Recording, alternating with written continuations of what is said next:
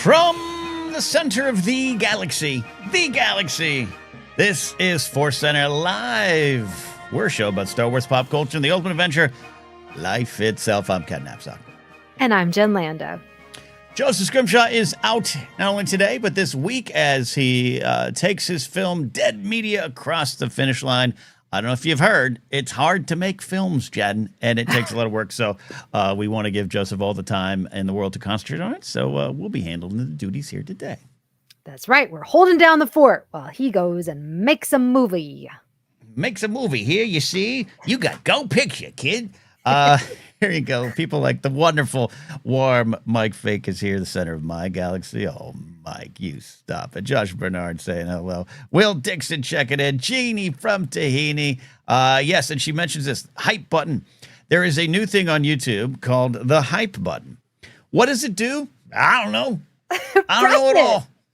You just got to press it. It hypes up the videos. You know, leaving comments helps. Liking the videos helps. Telling your friends about what goes on here helps. But now they have the hype function, Jen. It's like a ranking system. If we get a lot of points, we'll get on the leaderboard. Oh my gosh. That's like, I'm like Wim. When I saw Wim pressing the button in Skeleton Crew, I was like, that's me. If I see a button, I'm going to press it. So I would be pressing the hype button. I love pressing buttons out here on the internet. There we go. Michael McCarcel. We call him Detective McCarcel. He's not a detective. I just call him that. Hit the hype button whenever it decides it wants to appear. Yeah, it doesn't always appear. So, like Gaz Nottingham's asking, where's the hype button? You might not have it. It's definitely on mobile more than the desktop, but it's starting to roll out on the desktop, Jen. It's a mysterious button that appears in the wild. Now I want to press it even more. Wim, no. Yes. Push it. Push the button. Hype button, a little shy then. It is.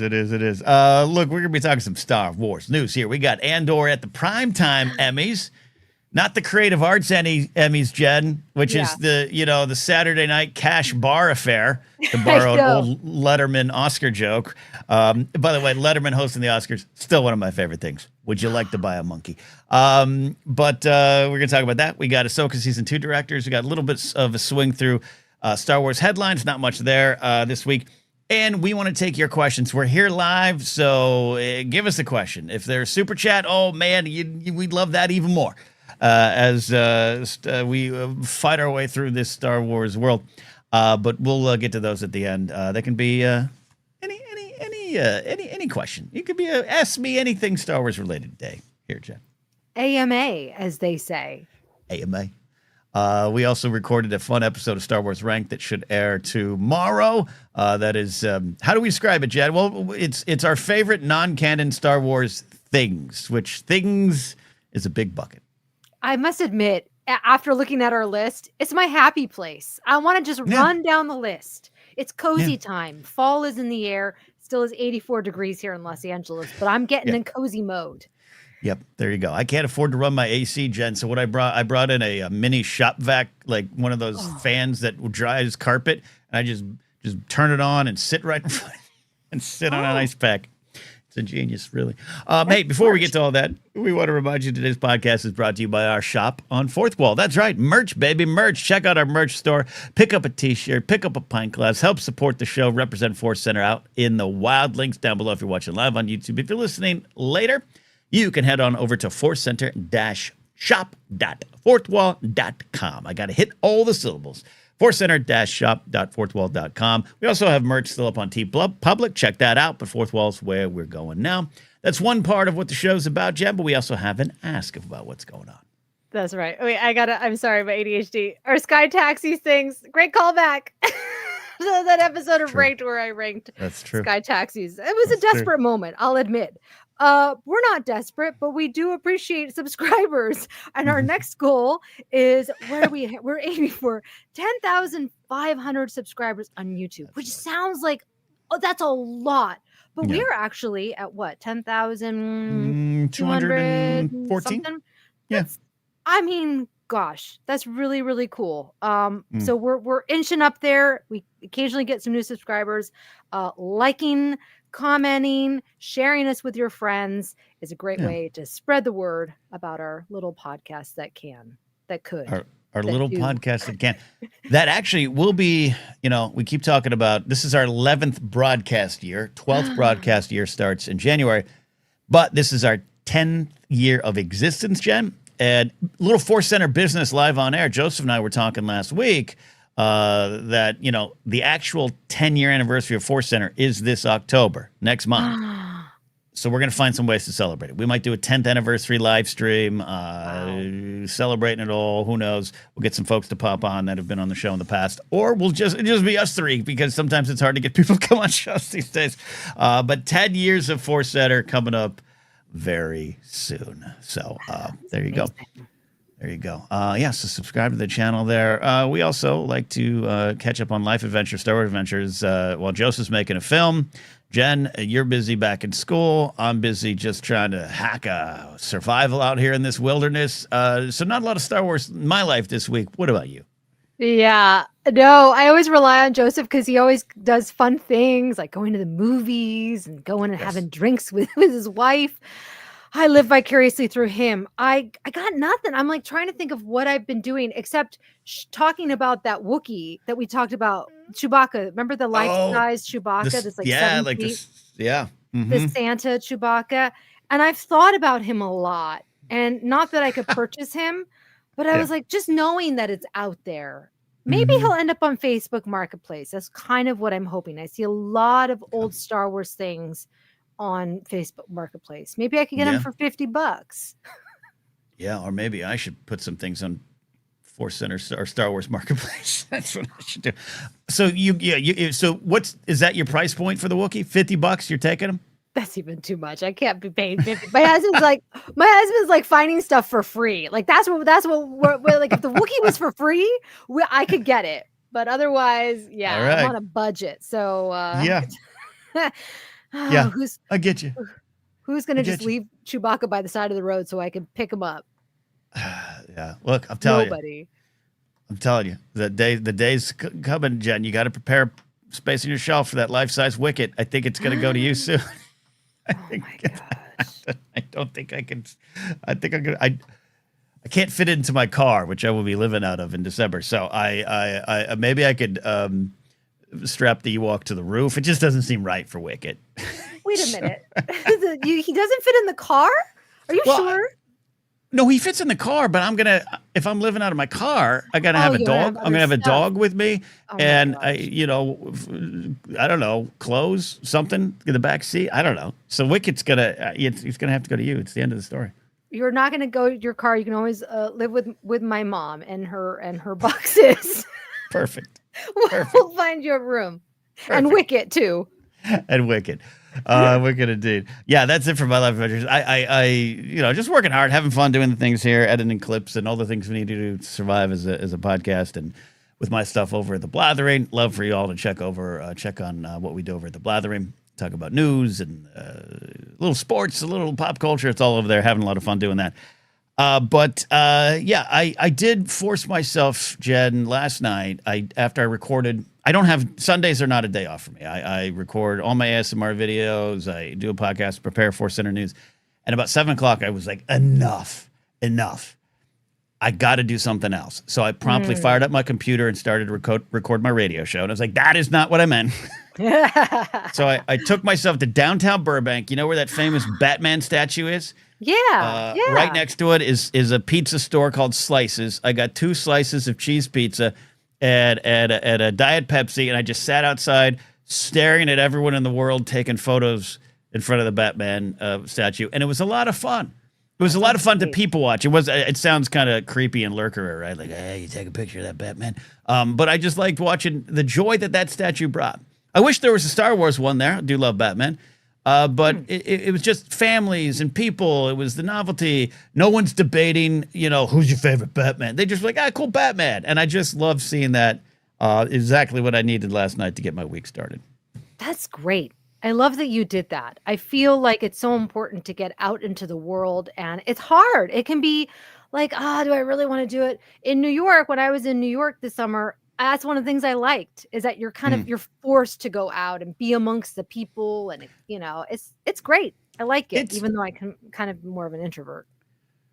Yeah, I love going to places by myself and all that stuff, but it's amazing, especially the more like right now. I live alone. I do have my squirrels. I do have my skunks. I do have my raccoon. Oh, by the way, I learned that one of the raccoons in my neighborhood loves marshmallows. What? I did have a friend swing by the house Friday night, and we roasted some marshmallows on my fire pit, and one dropped.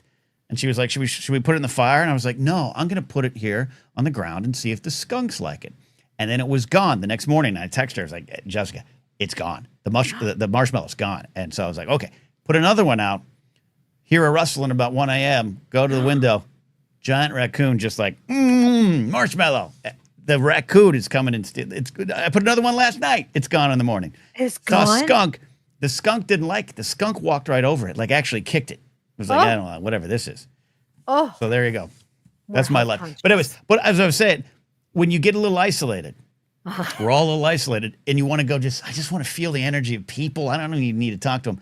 Last night, I drove around for like 40 minutes before I was like, okay, actually, you should stop and go get some food and just be out in the fresh air around people. It's hard. You get so isolated that it just kind of is a perpetual kind of feeling, and you don't want to stop it. Yeah. I'll never forget when I watched The Net. Do you all remember that movie with Sandra Bullock, The Net? I loved that movie. And Dennis Miller. Oh my gosh, Dennis Miller. Yes. And like how she's like ordering pizza from online. And I was like, wow, someday that's going to be me. And it became me. And I'm like, this is actually not so healthy. I need to get out into the world and do things. Yeah. I think it just builds on itself. It really does. And I'm not saying you all have to be extroverts. We all have our extrovert moments. We have our introvert moments. I'm just saying it's that Vonnegut thing, that Kurt Vonnegut thing that we mention every once in a while here on the show. Like life is about putzing around. Life is like going to the store, getting an envelope, and having to chat with someone. I think it's important. I think it's important when it comes to connection. So, anyways, that's been our show, everybody. Just talking about marshmallows, raccoons, getting outside. Let's talk a little Star Wars news, shall we? A couple weeks ago, or a week ago, Andor took home 4 awards at the Creative Arts Emmys. Kind of all the same thing. Maybe if you're not too familiar with the Emmys or just the Oscars and that kind of stuff, there's so many awards. They're not going to be on the primetime Emmy broadcast, so you get what they call the Creative Arts Emmy. There is a ceremony. There's a whole thing. As Letterman said years ago about the Oscar one, it's got a cash bar, one of the greatest jokes of all time. But last night was the primetime Emmys. Andor up for a lot of things, as we know, not the acting awards. But it did take home Best Writing for Drama. I'm not getting emotional. My quick lunch is killing me here. Best Writing for Drama, Dan Gilroy taking home the episode. Welcome to the Rebellion. Jen, what do you think about this big genre win for Star Wars? So at first, I was like, oh man, they only won one. But we have to remember that they don't often reward genre shows. I mean, that's what we were talking about, I think, last week. We were like, well, if they're going to win anything, it would be this year. And they won what? So two of the 5, the editing, visual effects, costume design, best production design, and then outstanding writing for a drama series. That ain't too shabby. They notoriously the Emmy voters like to reward, like, I don't want to say safer choices, but more predictable things. Like the Absolutely. Pit. I kind of had a feeling was gonna take it because people love that show. Noah Wiley's on it. Yeah, Noah Wiley, God and good. You got to win. I love that. Nothing against the Pit, but if it's not about the G.I. Joe base, the Pit, I'm not interested. I'm not gonna watch. Yeah, and look, genre did kind of come through with some wins last night, right? You had to win. The Penguin took some stuff. Last of Us, and we're at a spot where those 2 shows and Andor, I think, are in that post Game of Thrones bucket of complete, totally genre programming wrapped up in a little bit of a different package. And that's enough to, I don't want to say trick voters, but I think finally get voters to turn their eye towards it. And we can speak negatively about that. And there is a lasting impact of overlooking genre going back to comic books of the old days and beyond. George faced it with New Hope, but I like where we're at right now. I think it's actually a pretty important win for Star Wars. I agree. And as Gaz Nottingham is saying, it's the best written drama is quite a prestigious win. It really is. And what Dan Gilroy, I didn't get to watch his speech. I saw a little clip afterwards about him being interviewed, and he was talking about Genevieve O'Reilly, and I think he mentioned her in his speech, acknowledging her. And it's kind of shocking to me that she was not nominated. And I think that is an instance of where the genre and the fact that it's Star Wars, people don't really see it as like, I don't know, acting, but she was the anchor of Andor. I mean, that speech that she gave, people continue to share it because it's so powerful, and that is because of the writing, but also her performance. So it's kind of a shame that she wasn't nominated, although not surprising with how things typically go. Forrest Whitaker nominated, of course, did not win, but good to see him there. Yeah, like I said, I don't think this is a small moment in the history of Star Wars for this episode to win. Drama is the prestige category, of course, and I think that's great. You mentioned Dan Gilroy afterwards. By the way, if you didn't know Tony and Dan were brothers, just listen to them talk. They sound pretty much the same. It's kind of freaky. In the post-award presser that you talked about, he was asked, I think, as is often the question of how did you, I don't mean to mock any reporter questions or any YouTube channels questions in the past, but like, Andor's so relevant to these times. How did that come about? And he was like, coincidence. We're students of history. We wrote this 3, 4, 5 years ago. I don't have his exact quote in front of me, but he just kind of reiterated of like, hey, yeah, we made a show that's resonating, and that's a good thing. It's also an unfortunate thing. He mentioned 1950s, early Russia, Stalin, all that kind of stuff. It's just history repeating, and that's the sad thing. Tony Gilroy, I want to get your thoughts on that, Jen, but Tony Gilroy had a quote. This is from Variety. I did not click on the actual article. I don't even know if he said this yesterday. It's just making the rounds during the day yesterday. Tony Gilroy says the controversy surrounding Andor is already baked into Star Wars, talking about the politics. What people are finding controversial or whatever is already baked into Star Wars. It's already there. It's part of the material. It'd almost be a crime not to deal with it. There's more to the quote and everything. But I like Tony saying that. I think season 1, I was having fun with Tony and a little harsh, and I think Tony had his own genre bias in the past. Not no more, Billy. Not no more, Billy, to quote Young Guns too, because he gets it. He got what was the core there. It is a story of rebellion. Dan Gilroy said that too. So, Jen, any thoughts on where we are with Andor politics going forward here in Star Wars? Yeah, I mean, the DNA of Star Wars is in Andor. I mean, all they're doing is just presenting it in a slightly, and I'm not going to say the word gritty, but in a slightly more realistic way, right? Maybe they don't have sweeping music throughout certain scenes if it needs to be driven home that this is a torture scene, or this is like a sequence where protesters are going to be hurt, right? It's like they're allowing it just to sit, and for us as the audience to sit with that those uncomfortable moments. And I think with Star Wars, we can often get lost in like, oh, there's capes and all these fun things and beautiful music and space battles. But it's always been there. I mean, listen to any interview with George Lucas and he'll talk about it. There's a great interview with him and James Cameron that people have been referencing, right? So he never shied away from the politics. It was just presented in a slightly more fun and fantastical way. It was indeed, and I'm celebrating that, speaking positively about it. But yeah, sometimes I still have, I still get a little testy when I hear that, someone asking someone from Andor, like, oh, the politics are pretty sure. It's like, yeah, it's always been there. But also I don't even think it's subtle. That's why it's not subtle in Andor. It's more subtle in other things in a more, at times, even beautiful fashion. Again, I mentioned Bad Batch. I think Bad Batch goes hard politically. Oh, yeah. Hard politically. Yeah. In even ways that Andor doesn't. But Andor is just like, yeah, no, we're just speaking the truth here. And I think it's been great. I'm choosing to be positive about that going forward in Star Wars, so people will be more into that, maybe, hopefully. All right. Any final thoughts there for Andor at the Emmys, Jen? Congratulations to the cast and crew of Andor. And I really believe maybe this could be the beginning of the Emmy voters maybe waking up to Star Wars and these great performances and great stories, and that they deserve to be awarded. One would hope.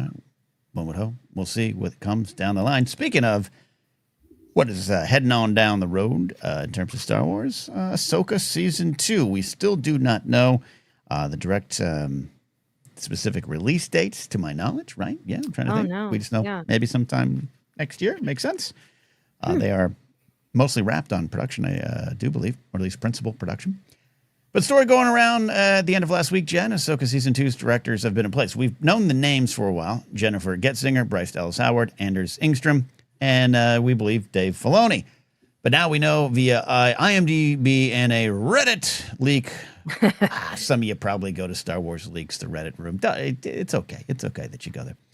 We now know that what the episodes are for the directors. And here it is. Episode 1, Unknown. We're going to assume Dave Filoni. 2 and 3, Jennifer Getzinger returning. 4 and 5, Bryce Dallas Howard. 6 and 7, Anders Engstrom. And 8, the finale, Unknown. Again, I'll say kind of unconfirmed because StarWars.com hasn't come out with this. It's not necessarily official, but IMDb, sometimes you get those early listings. So we're going to take it for what it is. And again, like I said, it'd be a safe bet to assume Dave Filoni will be behind the camera for the premiere and the finale. Again, not yet confirmed. But thoughts on this lineup, Jen? I just see it as like we're going up a hill and then we're going to come back down and Dave Filoni's going to land it. Each of these directors is bringing something really unique, and I'm really excited, and I'm glad that they're each getting 2 episodes each. I think that's important to kind of craft a whole arc for that whatever is happening. We can get into the specifics with what I'm anticipating from our favorite directors here. Yeah, I'm with you on that, and I love the what you said there about, at least is what we have right now, that they've got 2 episodes to kind of work in that little mini batch. We're big fans of Bryce Dallas Howard here. In fact, on my Skeleton Crew rewatch, I just was kind of ranking things by myself, and I was like, I think this episode, the Skull Mountain episode, is my favorite, and I kind of forgot that's a Bryce Dallas Howard episode. I absolutely love her episode in Book of Boba Fett, the controversial one that involves Mandalorian, and it's a side quest. It's so thematically attuned to the rest of the show, that the way she handled the N1 starfighter, the themes of 2 different mothers in Mando's life. I just love everything about that. We're big fans of work, so I'm looking at those episodes. But just looking at her and Anders and Jennifer Getzinger have a chance to just really take their time with these bulk episodes. Yeah, and I imagine I'm speculating. Obviously, Dave Filoni does episode 1 and the episode 8, right? He's got to be, because there's no other director confirmed. Confirmed. It would make sense, especially if this is the end of the series. You have to assume that is if maybe we still move towards a Dave movie or something else. I imagine he's going to want to, and I think deserves to have kind of the final say on the final story in this series. Wow. It's hard to believe that this is going to be the end. Yeah, but maybe it is going to be leading up to a film. I don't think that we'll see the end. It won't be the end of Ahsoka, is what I'm saying. Yeah, no, I don't. Yeah. And I haven't, little off topic, I have not thought about that Dave Filoni movie in a while, meaning it's not mentioned. It's not necessarily trotted out. I still think it's happening. But as with anything in this industry and in Star Wars, big question marks can be put on the end of those things, and I think it's fair to do so. I haven't thought about it as much. There's a lot to get to in the Star Wars storytelling to get to that movie, and I don't know if Mandalorian Grogu's going to do much in the way of setup. And I hate to use that term setup because it can be misunderstood or looked down upon. I don't need these movies to set up bigger things. I don't need it to be all connected. But if his story is telling kind of this climactic battle at the end of this New Republic era, or right in this section of the era, I think Ahsoka Season 2's got a lot of heavy lifting that I think it can pull off. But anyways, I hadn't thought about his movie in a while. Have you spent time ruminating about a Filoni movie?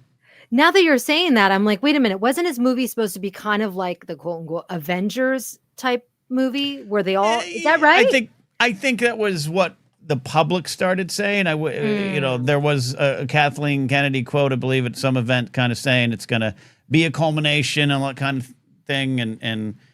But it wasn't the be all end all of the movie. It wasn't the log line of the film, I don't think. It will be very interesting seeing where the slate kind of lands, because you have Mando and Grogu, then we have Starfighter, which that's going to be its own thing. Then do they go to an Ahsoka? You can't wait too long, right? Because then it's like if they're introducing anything with Mando and Grogu, they can't take too long to then tie it together to this Ahsoka film. Yeah. I don't know. And then what about the Rey movie? What about James Mangold's movie, right? Mangold. Taika Waititi. The slate is already packed. Kinberg's trilogy, which I am at the. It had been a rumor for a while around the sphere and around town that Rey Jedi Order film, which again is what we kind of called it. Well, the new Jedi Order, I think, was the name that popped up, but like that it's going to be absorbed into the Kinberg trilogy. I think it's safe to. I don't know. I don't even want to say safe to say. I think maybe I'm prepared myself for that being the case, and I don't think it's necessarily a bad thing. I just think. They brought out Daisy, London 2023, and I wanted that film, and we'll see what happens. But everything is moving in Star Wars constantly. That's right. We'll see how Mando and Grogu does. We'll see. That might change things. It could. I have a lot of faith in that. What are we expecting from the show in terms of directing this season, looking at Ahsoka Season 2 and these names and the episodes attached, Jen? Jennifer Getzinger is interesting to me because she's worked on Westworld, The Penguin, The Morning Show, and more recently, the show called The Hunting Wives. I don't know if anyone's seen this. I've seen a lot of hype around that show. So she obviously knows how to like craft high stakes drama, maybe even like more smaller, intimate moments, female characters, right? So that's exciting. She's kind of setting the table. Then we're going into Bryce Dallas Howard's episodes, which I imagine are going to be both a mixture of like spectacle, but also heart, a lot of emotion. And then I think Andor's Engstrom, because he has, Percy Jackson and the whatever. Yep. Right. So he's going to bring the action, the climax. And then I think Dave is going to land the plane and wrap it all up. And that's it. Land the plane, Dave. Just land the plane, Dave. Yeah, but that's a tall order for this character, and especially like the Mortis arc, which we believe is going to be happening, right? Some sort of Mortis something. Yeah, I think so, right? I don't want to put it into too specific of terms. I don't know if it's Mortis. I don't know if it's just referencing them or the father, the son, and the daughter are there, like in the world between worlds. But yeah, I absolutely think that's kind of where we're heading on at least part of the story, which is. It's kind of fascinating to think because in talking about this alleged, the Filoni movie, like that to me has got to be more about Thrawn, the New Republic, kind of doing an Heir to the Empire adjacent kind of a trilogy, which we know Dave loves, and I think that's what he's always been kind of angling for. So I don't know if you'd see a lot of that really Star Wars, the deep Star Wars mystical stuff on the big screen. Not that I wouldn't like it, but I think this is the place for it. I hope so. This is what I really want it to be. I want it to get mystical. I want it to get dark. I want it to feel like the first thing that came to mind is a dark crystal. I don't know why. Oh, you want to scare me? Okay, you want to scare me. I want to scare you, Ken. And I want there to be Muppets. Listen. Muppets and puppets. Muppets and puppets. One and the same in the one. All right. Yeah. Let Dave cook. That's what he likes. Like let's let him do his thing. And I hope that he gets to do that because that's what I really like about his work. Let Dave cook. Yeah, I agree with that there too. For me, in terms of what I'm expecting from the show, or maybe want from the show in terms of directing this season, bringing in one of my, one of the things that kind of gnawed at me with season 1. I felt some of the directing choices seemed limited, seemed a little off, did not allow for the best performances from the actors. And that was even with some big names, including Jennifer Getzinger, directing some of these episodes. And it was just a little thing that kind of gnawed at me. And I kind of chalked it up to a little bit of the house style. I'm not on set. I don't know anything. It's not that Dave wasn't letting these directors cook themselves or that he was over their shoulder. I don't think any of that. It just was something that sat with me a little wrong. I just felt we didn't get the best performances or the most cohesive kind of directing throughout the series. So I would love, especially with these 2 episodes, that they really could loosen up the reins a little bit on what I kind of view as the house streaming style that isn't present in Andor or Skeleton Crew. Oh yeah, but is in the other shows. Kenobi has a little bit more, little different style for me too with Kenobi, but definitely Mando, Book of Boba Fett, Ahsoka season 1 had I keep calling the house style that I is not always my favorite. So I really want to let these directors do what they do. Right. Yep, I know what you mean. And who knows what that's from? Budget constraints. That's where my mind goes. Obviously, and I know. And Gaz asks the question. Yeah, Gaz asked the question. Did I get around the Ahsoka rewatch? Did I like it by the second time around? I did. I just finished it. I talked about it a little bit on a recent episode. And yeah, the things that there's that Anakin episode. I think we've talked about it a few times. Hayden's best performance is Anakin. I think. Love the Clone Wars flashback stuff, which got me excited for more potential Clone Wars flashback stuff in this or even a movie. Like we were talking not too long ago, Jen, you and I. Like I'd take like a Clone Wars live action movie, like set a movie in that timeline with Ewan and bring Natalie Portman back and just de-age some folks if they need it or whatever. Like I'm excited for that idea. Not that it's happening because of Ahsoka season 1. But some of the stuff that I still didn't like actually kind of got driven home more with some of the directing and acting performances and choices. It's just kind of the choices that were made. But I also, Baylan Skoll, still one of my favorite characters. So I'm very much excited for season 2. Yeah, I'm optimistic, which is rare for me. But I really, just in life or Star Wars? In life. I've been Eeyore lately, and I'm trying to turn it around. But I genuinely believe it. I don't know why. I think seeing this lineup of the directors, I think that they probably learned a lot from season 1. I think that they have a very clear path of where they want to take these characters. Everyone has kind of settled into being these characters in terms of the actors. Obviously, Hayden Christensen is that time, and he was a standout. Young Ahsoka standout. So I'm excited. I'm optimistic of where we're headed. I am indeed. And after this, we just don't know what we're getting in Star Wars TV world.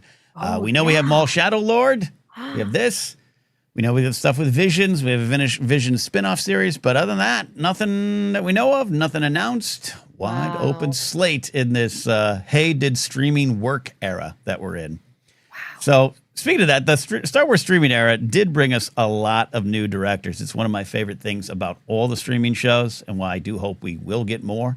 Even if it's just one a year, one every 2 years, I don't know. I do want some because it brought in new names that either you were like, oh my God, finally they're in Star Wars, or, you just never heard of them and you got to see them work for the first time here because that's how it works. Any names for you, Jen, that jump out as some of your favorites? So I think we both can answer Bryce Dallas Howard. That might be our number one choice. 100%. I loved what Rick Famuyiwa brought to The Mandalorian. Specifically, I've talked about this before. My favorite episode, The Prisoner, with them and the Twi'leks. Twi'leks. Just visually, story-wise, it was just really, really exciting. And I also love what Robert Rodriguez brought to the Book of Boba Fett. I really enjoyed the Book of Boba Fett. And so much of that was because of Robert Rodriguez. And so, I know it did not make a lot of people happy and there were bones to pick, but they picked them bones. I'm with you. I love Book of Boba Fett. That's another one of my favorite directors from that series is Steph Green, getting her to see her come in there and work with that second episode with had the Tuskens, the ceremonies, and kind of Boba Fett on that spiritual journey. I absolutely love that episode. Thought she was great. Rick Famuyiwa is my choice as well because of the second episode. Chapter 2 of The Mandalorian was never forget watching it stuck in the Phoenix airport trying to get to Washington, D.C. for comedy. And our flight was, we had an emergency landing, and me and Christian Ruvacamba were delayed for 10 hours in the airport. And I watched on my phone Chapter 2. And that's when I was like, oh, I get what this show's doing. Right. Because I liked the first episode, but it was like a little tight in terms of performances and dialogue. And I thought, what's going on? And then the tone poem thing that we always joke about here came in from Famuyiwa's directing in Chapter 2. So definitely a name as well there. Deborah Chow says Eli is a great answer as well. Love to work in Mandalorian and continue to be a big fan of the Kenobi series. Yeah, she was really impressive. And she was just like, she knocked it out of the park, and then that was it. Like, I don't know if she gets as much recognition as she deserves. Yeah. And, one answer, Anakin Crespin here, our Force Center, longtime Force Center listener, viewer, and yes, Anakin is his name, says, I know we're getting Mando and Grogu, but I would love for Johnny Favs, if we call him, Jon Favreau, to direct more. The first episode of Mando Season 2 is on another level compared to a lot of episodes. I actually really agree with that. I think it is easy to overlook Johnny Favs as a director and a director in Star Wars, being the showrunner, writing all the episodes. He's very present, and I don't think he needs the accolades. He's got a good career. But I think that's right. That's another reason I'm looking forward to The Mandalorian and Grogu, Jen. Yeah. Yeah. No, I mean, he is a phenomenal director. It's why he became a part of Star Wars and the hits that he had. So, yeah, I'm looking forward to seeing what he wants to say with these characters. I agree. All right. That's kind of our big story of the week, a little Star Wars headline roundup. Then we want to take some questions from you. So if you have them, go ahead and get them in. We have a couple set aside here. But Jen, quick question for you. Are you ready for more Hondo Anaka? No? Yeah? Maybe? I don't know. Tell me more. Tell me more. So, Jim Cummings, who voices Hondo. Yeah. He's an interesting character, Jim. We'll just say that. Yeah. We'll just leave that there. As is a lot of the Clone Wars voice cast, is how I'll say it. They have some interesting views. But we do love him. But he said recently, and actually I was looking up, I thought, did he drop this week? No, this was during San Diego Comic-Con in July, but it's just now kind of getting covered that he kind of dropped a little hint that there is maybe more Hondo on the way. I think you're going to have to stay tuned because Hondo is not done yet. This has been going around for a bit. We know our buddy PLD over there at Holy Snokes has got Hondo Watch. It's been going for a while. Live action or animation, there's been a lot of spots where he could show up. And we know he showed up in other places, right? Rebels comes to mind. Bad Batch, right? Was he there in Bad Batch? I think it was, right? I don't even know. I don't remember. It's not Star Wars, it's my brain. But more Hondo going forward is definitely something people want. I do love the character. I want to be clear. And I love him even at Star Wars Galaxy. So are you ready, Jen? Where do you think he might show up? Is this just promo for Maul Shadow Lord? Yeah, you know what? That makes the most sense. The funny thing about Hondo is that you really could plug him into anywhere, right? Like he could appear in Mando and Grogu. He could appear obviously in Shadow Lord. He could show up at Galaxy's Edge somewhere else. It's just he's kind of a funny character like that. And I definitely have been seeing him lately because I've been going to Disneyland, I guess, a couple times this year and riding that Millennium Falcon ride, Smuggler's Run. And he's there. I will say, I have to remind myself, like with the voice and the choice with the accent, I'm a little conflicted about it. I don't know how I feel about that, but we all love the character. It's from another era of voice acting, including with D. Bradley Baker, where voice actors could just be voice actors. And it sounds like I'm suddenly sliding over to the Rogan podcast, but it was a different era. And there's a lot of cases of that where you with our new modern eyes, there's a great voiceover documentary out there that came out like 2013. I forget the name of it. It's produced by John DiMaggio, the voice of Bender. I suggest people want to watch it, especially if you want to get into voice acting, but also watch it if you're just like, oh yeah, we did things differently back then. Yeah. Yeah, exactly. And it only became I became aware of it when I was standing there listening to him at the Smuggler's Run thing.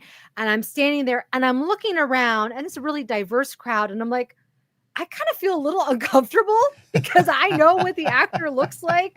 Like, I don't know how I feel about this. Look, so he's just Hondo. He's just Hondo.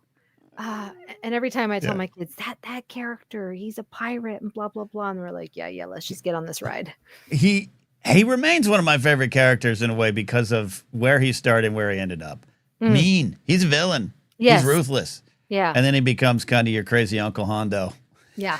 It kind of works. Yeah. It kind of works. It's just a thing. Yeah. You should all check out that doc. Yeah. There's a whole section on John DiMaggio and his voice work, but it gives it's I don't want to, Jen, we shouldn't get into it.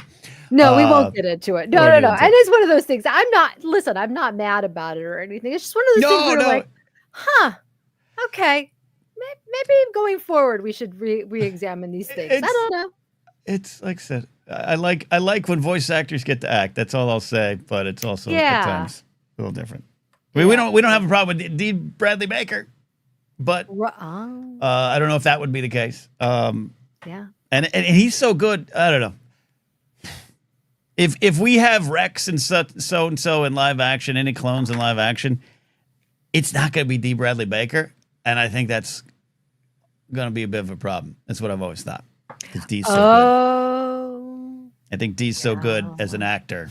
Yeah, I know. Other people aren't, and it would be good. Anyways, that's the challenge. That's the challenge. Yeah, for the animation. Yeah, Alan Smithy's right. David Oelio played a white imperial officer. No big deal. Yeah, of course. Yeah, totally different. Yeah, I want to make sure people. This isn't a tis. It's like it was just viewed a little differently, but some of the choices just you look back and go, all right, we don't always do that, but also maybe. It's fine. It's a weird thing. It's a weird thing. It's like when you're watching the prequels and you hear the Nemoidians or you hear, Watto. You kind of go, okay, that was a slightly different era. That's all. I used to do a Sam Jackson impression on Screen Junkies until I got told not to. I thought it was pretty good. I was drunk at the time, but. I mean, I used to do Speedy Gonzalez, and I'm Mexican American. My family's like, tone it down. Well, I won't even tell you about my Groundlings character, Ernesto Rodriguez. Will not tell you about that, Jen. Oh my gosh, that sounds actually really funny. It was funny. It was really funny. I like the name, Ernesto Rodriguez. I shouldn't have played him. All right, let's move on, Jen, to some live questions here so we can get on out of here, too. We got questions coming in. Gulp saying, I read somewhere, hype isn't on live streams. Oh, okay. I think it is. No, maybe. Yeah, that's a good thing to point out. All right, just an administrative question there. We got Barton Elad. Baritone Lad, probably. That's probably not Bart. I was thinking of The Simpsons. Baritone Lad. Is Jen's backdrop a duvet cover? I've always wanted to know, since I am sure I had the same one back in the day. Jen, what is your studio made of? Oh, I wish I had like a legit podcasting studio with cool lights and everything. No, it is a Star Wars bed sheet. It's in really great condition, though. I have a Return of the Jedi one as well. That one is really, really thin. This is a very heavy polyester. Yeah. Okay. I thought it was more of I thought it was more of just a classic bed. I didn't know it was polyester. That's great. Yeah, I believe it's. Yeah, I could check the thing, but it's definitely. It feels rough. There you go. Love that. When I do the editing for clips and stuff, I get the wide shot, so I see beyond the curtain, Jen, and I'm always like, "Oh, that's where Jen's shooting in her house." I know. Great question, Barry. Gulp coming back with this one here. Thanks for the generous super chat. How excited are we for the Buffy reboot starring Ryan Kira Armstrong, of course, from Skeleton Crew, possibly new Slayer? Did you see your picture with Sarah in the gym? I'll just start by saying this. I never watched Buffy. No. And I did not engage with it. Knew it. I knew of the first movie. Never did. A lot of people around me absolutely loved it. So I'm excited. I think Sarah Michelle Gellar is great. I think Ryan Kier Armstrong's great. So this sounds like a win in my book. Yeah, my younger sister was obsessed with Buffy and Sarah Michelle Gellar, so I would kind of catch it. I was never Buffy. I forget what their name is for the fan community, but I was never into it like that. I appreciated it, but I did see that photo of the two of them in the gym, and I got excited. And I was like, okay, I wonder if I can show this to my kids. It's always my first question because I know they love K-pop Demon Hunter, which is all about slaying, slaying in more ways than one. And so this would be really great if they could watch it, but I might skew a little bit older. I don't know yet. Okay. That's it.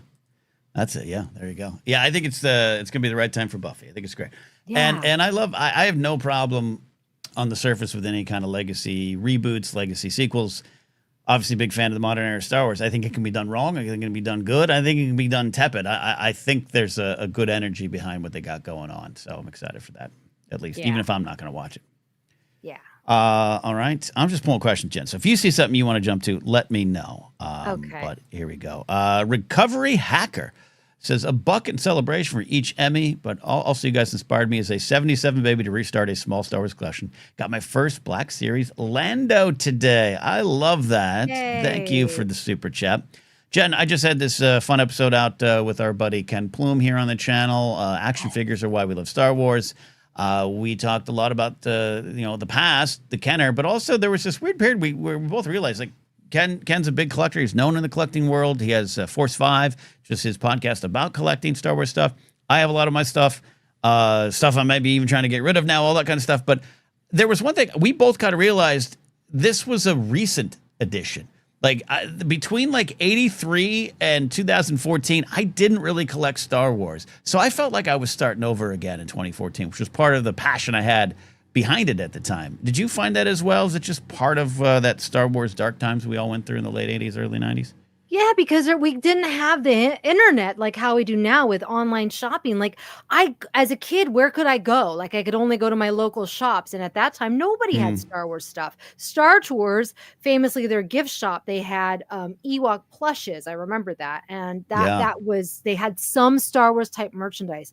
It was really tough to find anything Star Wars related. I made a patch myself with Sharpie and fabric and whatever, because I was just so desperate. I think I found like a button, but yeah, I was making up for lost time once I A, got a job, and B, got the internet. Changed everything. And Star Wars Celebrations, where it's like, everything. I've gotten so much at Celebrations over the years.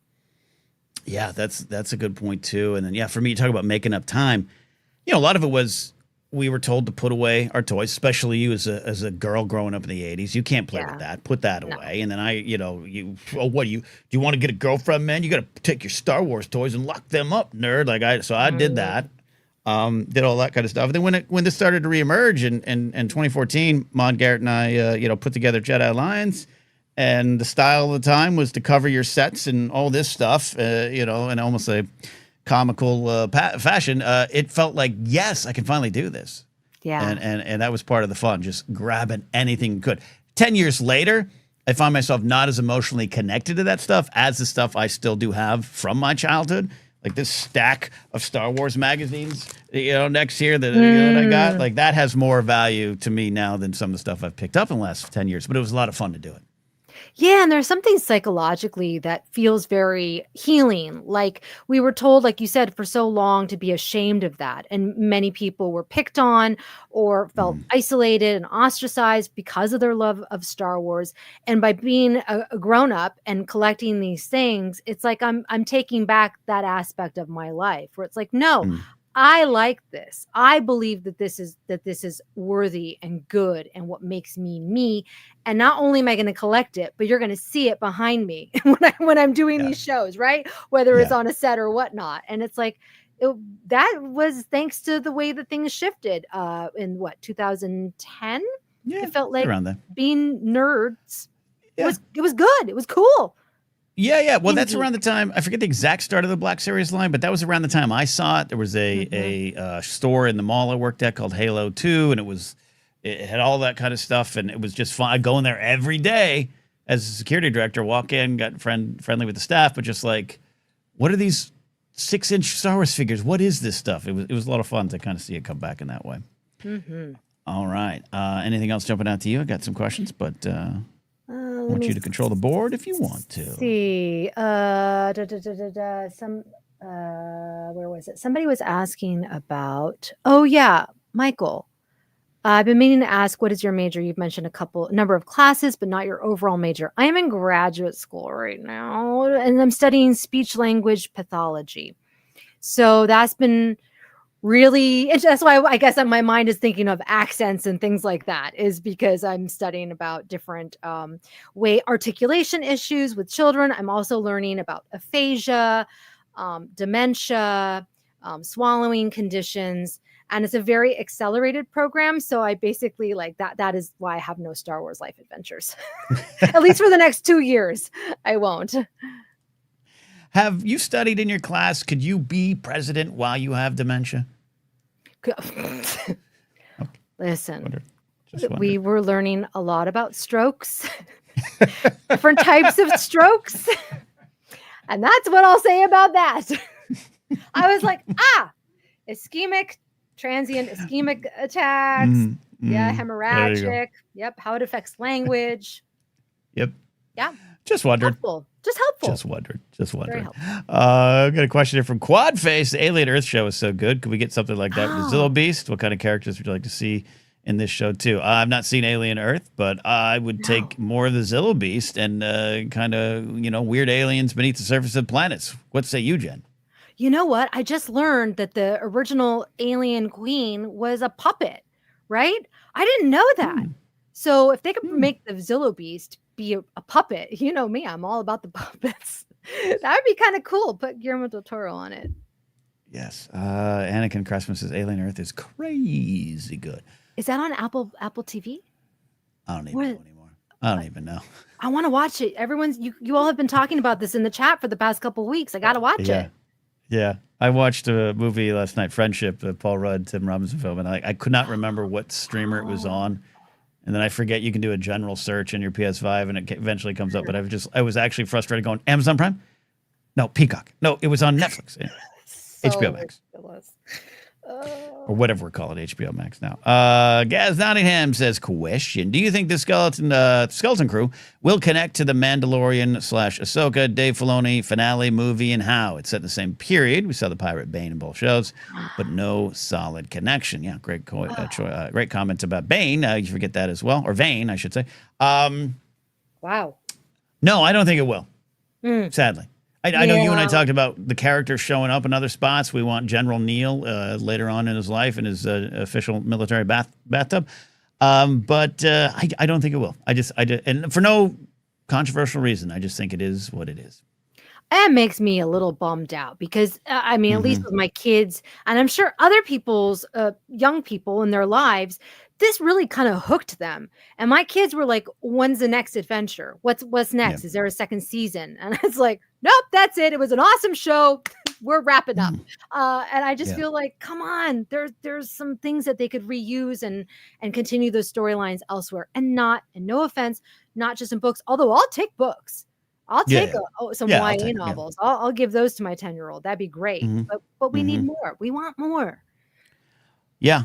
No, I love these characters, and my rewatch of that recently just proved how much I just love this. And Jod too. Jod Denawit. I want more Jod, and it's all there. And you can same with Hondo. You can take pirates to a lot of different spots of the parts of the Star Wars galaxy. So I'm not saying it's not a prediction that I don't think that. It's a gut feeling. Yeah. That won't do it. All right, let's. Quadface says this about Ahsoka season 2. Shin and Ezra are my most anticipated. Can't wait. Yeah, Ezra back in this galaxy, Shin in that galaxy, Baylan there. What I love, looking forward to season 2, is we can say there's going to be some mystical stuff. There's going to be some weird Star Wars, but I truly can't predict what it is. Baylan and his quest for whatever's out there, what he feels. Shin just kind of being dropped off in the wilderness. You got your own path, and her kind of leading those raiders maybe. Ahsoka, Sabine there. I just can't predict, and I love that. That's why I'm excited for season 2. Ezra was a bright spot for me in Ahsoka season 1, and I just love watching him. He's fun. He gives an unexpected performance. His hair is a little bit longer, which to me, means that he's going to let loose. So anything can happen. That's what it is.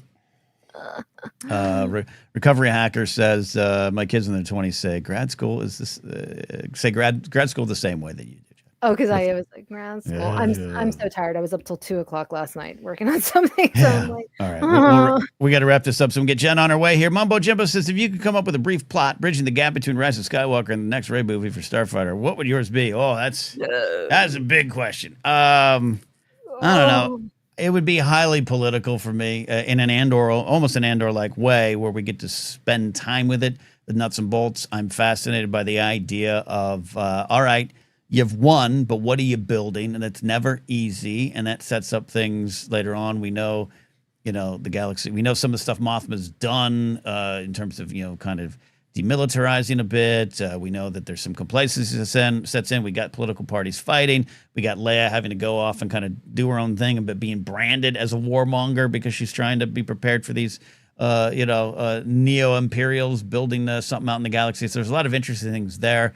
And then you factor in the Jedi. Then you factor in later on Rey coming in there. So I know Mumbo's talking about something I want to point after Rise of Skywalker.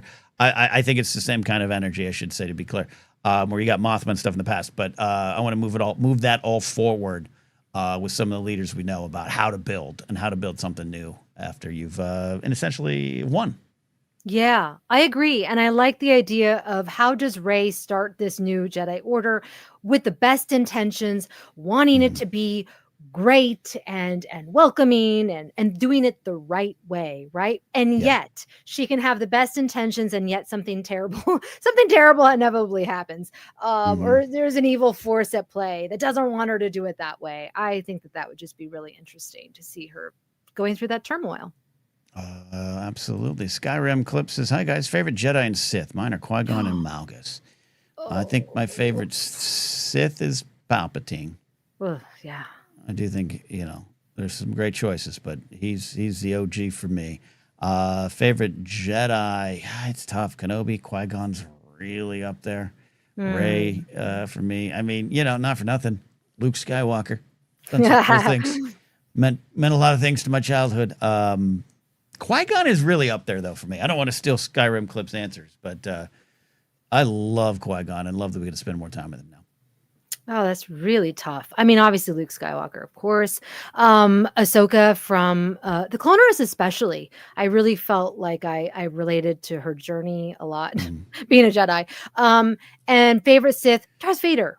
Vader, yeah. The fact that we continue getting stories is because the character is so complex and also relatable in weird ways. I mean, it's the character that keeps on giving. It's kind of amazing, right? Yeah. They're like new comics and it's awesome, or new novel and it's great. I'm with you. I mean, even during that dark period where I wasn't getting a lot of Star Wars stuff, anytime I saw a new version of a Vader action figure, I'd pick it up. I get it. I get the obsession with Vader. I always say we don't want to learn our lessons from him, or we want to learn lessons. We don't want to follow him or praise him, but he's still a fascinating character there. Okay. All right. Final question of the day, Jen. Here we go. This is from our buddy JMB. Jedi, Jen, Ken, and Joseph. One of you turns Sith. Which one turns, and which are the other two tasked with bringing the Jedi's justice to them? I think this is obvious. I mean, look, for Joseph would never turn. He'd be our Qui-Gon, our Kenobi trying to save us. Yeah. It's a coin flip of which one of us breaks first, Jen. You think? Yeah. I think so. Wow. Okay. See, just that alone, I feel like you're more optimistic than me. So you're definitely turning Sith. I mean, I just feel it. I don't know what it is. I always pick these dark side forces. Yeah. Look I was like tempted by Chimera. I'm like, yeah, I'll go. Let's go. You were learn about the dark side. You were. That's right. All the way through that series, you were like, look, this Sith guy's making some points. Yeah, he's making some points. I want to go live with Mother Talzin. In fact, I forget the other day I was like, Mother Talzin would say that to me. I'm like, why am I thinking this? It's already there. I would. I don't believe in the concept of gray Jedi, but I would probably dabble. Yeah. But I think in the end, I'm a good little Jedi boy. Yes. And I think I'd join Joseph in trying to pull you back to the light side. But I don't know if it could work, Jen. You might defeat us in a duel too. Dr. Professor, yes, I'm turning, and then I'm going to try and lure you to the dark side. Yeah. Yes. Yeah. I think, I'd be like your Balon skull. Got the beard. Ready to go. Man. I think so. I like But we all agree. Jen's going dark side first. Sorry. I know. I can really search within and find out why am I being led to this? Well, look, I don't want to speak for you, but being raised a woman in this society over the years might get you a little rage-filled with some righteous rage that you might want to grab a red blade. That's all I'm saying. I almost speak for you, Jen. Yeah. There we go. Little bit. There you go. Little bit. Amaranth says orange lightsabers for both of you. There you go. I think you can do it. Well, we've done it. Done it. Oh my gosh, these are great. You guys are so funny. I love this. Jeannie, she's funny. Gopal adds one final one. Do we no longer believe that once you start down the dark path, forever will dominate your destiny? No, I still believe. Yeah. I still believe. That's why, I might dangerously dabble. Quinlan Voss dangerously dabbled, but we pulled him back. So it's maybe possible. But I still believe that the dark side will dominate your destiny there. So yes. I'm going to try to be a good little Jedi. Jen, you're welcome to turn to the dark side. You'll pull me back. Oh, there we go. All right, we're out of here this week. You know where to find us. If you don't, look for us on social media, Force Center Pod. We are on TikTok under Force Center Show if you like getting clips over there. Check out our merch shop down below, Fourth Wall, TeePublic, patreon.com/Force Centers, where you can support us. From there, you get into our Discord, and you can continue the conversation. A lot of great conversations always going on there. Thank you so much for watching. You can support me at Cadnapsock. I have my weekly live show, The Blathering. Dabbled a little bit into some snarky politics today. If you just want to really get into it, join us over at The Blathering. But we also talk pop culture, sports, even weather and science and all the stuff over there on The Blathering. Jen, where they can find and follow you. Do you post your grad school work? Not yet. I may, but I may also post my new name and cape, because really the dark side has the best fashion. You can find me at Jennifer Landa most everywhere, and TikTok at Jennifer Landa 1138. There you go. That is it. We'll see you next time here on Force Center.